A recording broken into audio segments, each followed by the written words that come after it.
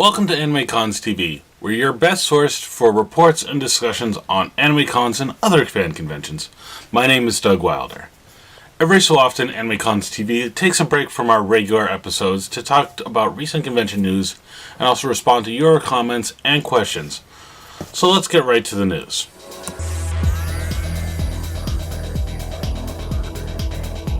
The top convention story is Anime Next's former convention chairman being suspended from the convention due to sexual harassment allegations. On March 12th, a woman named Anne May posted a detailed account of her 2015 interactions with Eric Torgerson, the convention chairman at the time and a member of the board of directors. This was reported to the convention's head of HR, Carlo Darslin. Darslin says that numerous other complaints against Torgerson soon followed. The incidents were presented to the board of directors, which gave Torgerson a warning. On May 22nd, Anime News Network published an article detailing the allegations, as well as Anime Next staff continually dismissing the allegations. 2 days after the ANN article was published, Anime Next published a statement on Facebook. As of April 14th, 2019, Eric Torgerson has been suspended from Anime Next staff pending in this investigation and will not be present at the 2019 event. Anime Next and Universal Animation Inc. have hired a neutral third party to conduct the investigation. Additionally, Mr. Torgerson has not been a member of the board since 2018 and has not been convention chairman since 2017. So, this is something that's been coming up in a couple of conventions lately. Regia had a very similar situation here, and it's a tough one to pick a reaction. I've had some really good memories recently at Anime Next. I've done reports on it. I'm planning on presenting a panel again this year and attending as press. So I personally really enjoy this convention, but this is a little troubling for sure. We don't want to make light of a situation like this. So I'm going to watch to see. I think my biggest feedback to the convention would be next time, act a little more quickly. 2 days seems like a little bit of a long time to get out a statement, but the statement was good. It assured that an investigation is being done and that you guys are working to just look into it, and that the offending party, has no position on staff anymore, especially a higher one at that. So it is some progress there, but it's also, again, troubling to see that some complaints maybe didn't get listened to, and especially if you are running an event and there are complaints about a staffer, no matter what level they are, from just a basic general staffer all the way to the chairman. No one should be free from being held accountable for inappropriate behavior. So yeah, we'll see what happens. Again, I really like Anime Next, so I'm hoping that this incident is resolved well and that things go better for them, because I would like to still keep going, but we'll see what happens. Now let's take a look at our mailbag for feedback.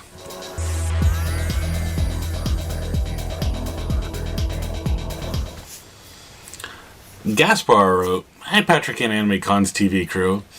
I attended Anime Boston 2019 and it was a blast. I had some minor personal stuff I dealt with, but besides that, I was able to do most of what I wanted this year and made me super happy. It was my 11th AB. I'm super proud of that.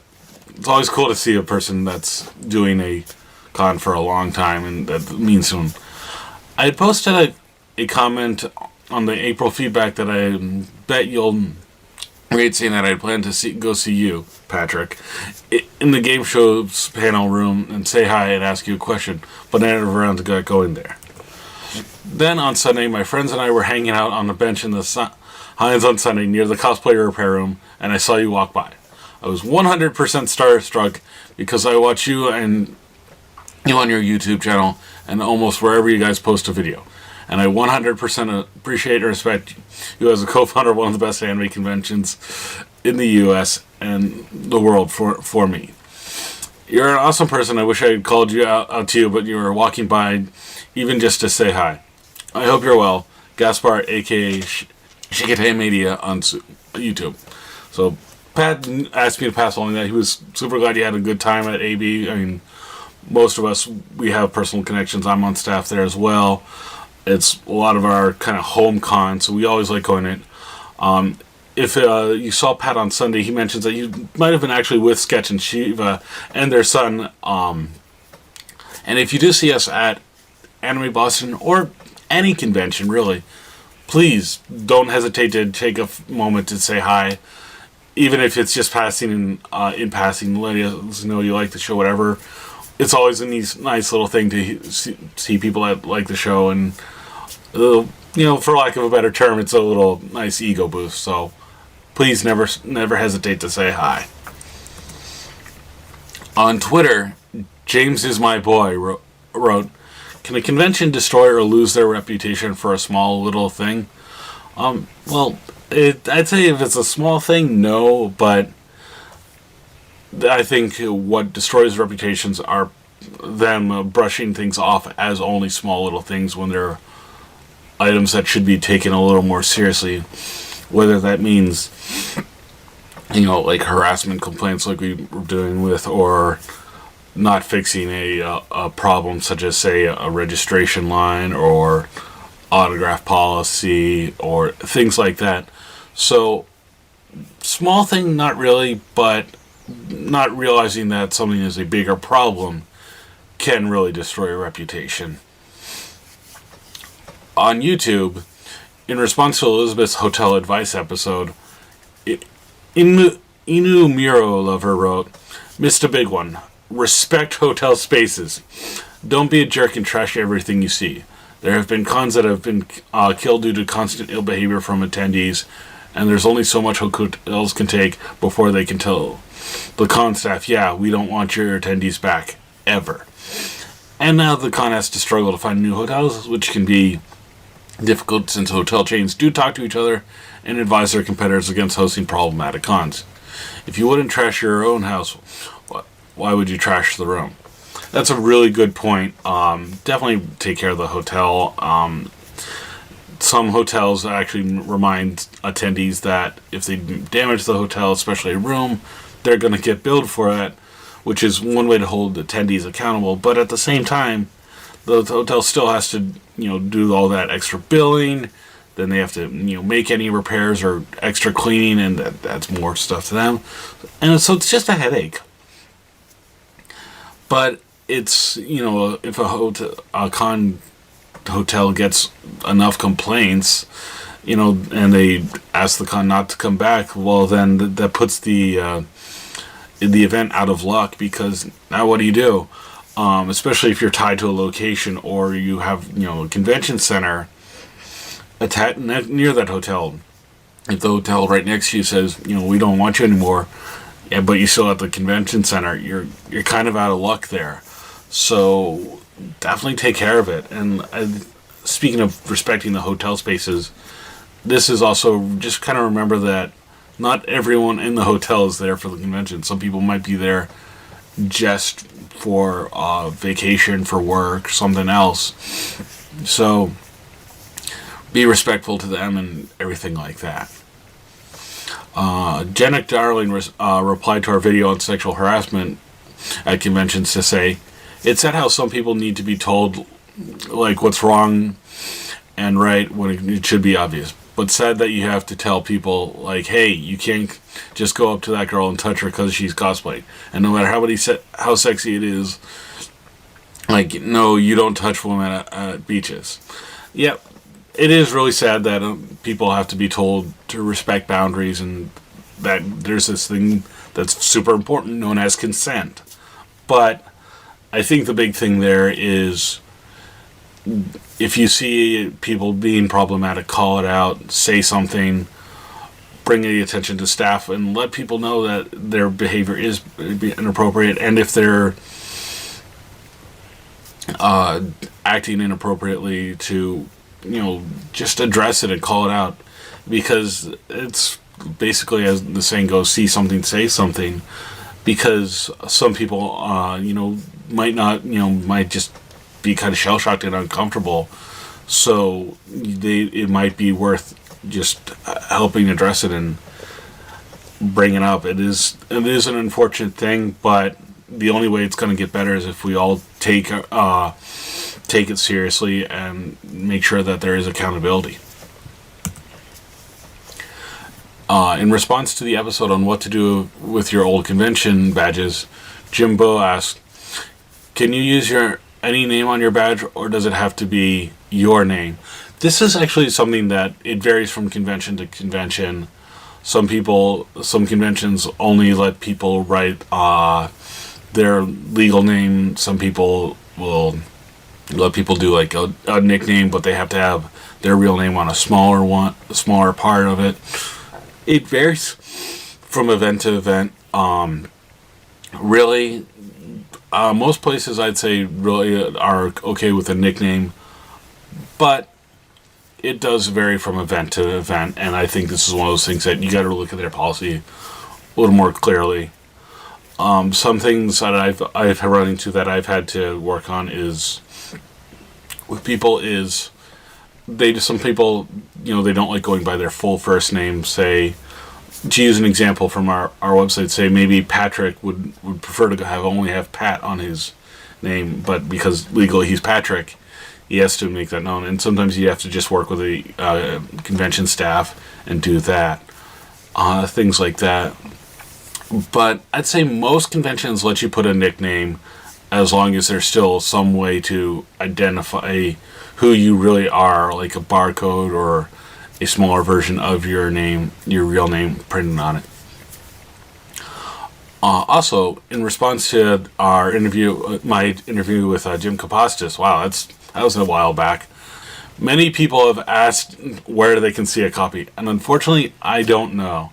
I haven't been able to, but it's one I'm going to do a little more research for. I haven't been able to find it.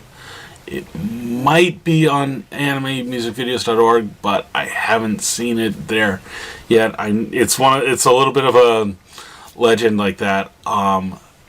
We can look around, but unfortunately I can't make any promises of where it is. It was a little bit before, but a lot of things were digital, so it's a little hard to get a copy of that. It does exist. It's just not widely available. If we do find that, we'll keep an eye out. We'll let you guys know, and we'll update on the on our kind of the description of that video on YouTube or anywhere else we can. But as of right now, unfortunately, I don't have a place where I know we can find it. If that changes, we'll let you know. And finally, Trooper Chris Manning. Oh boy, hey, someone I know from the 501st. Hey brother, TK 41066 here. As you know, it's real hard to drink fluids in a troop because it's almost impossible to go to the bathroom in armor. LOL. Some good ideas. Yes, that's very true. In my especially in my biker scout outfit, like you can see the helmet right back there. You're kind of stuck in there, and there's not an easy way to use the facilities, as it were, without completely de-kitting. So I'd say, go before you suit up, and just plan accordingly. And I think with any costume, know when it's time to be done, and if you're designing it by yourself, take that into accountability. Is how easy is this going to be able to get in and out of if I need to take care of business. So there, but hey, great to hear from another trooper too. So yeah, that's all we've got for this time.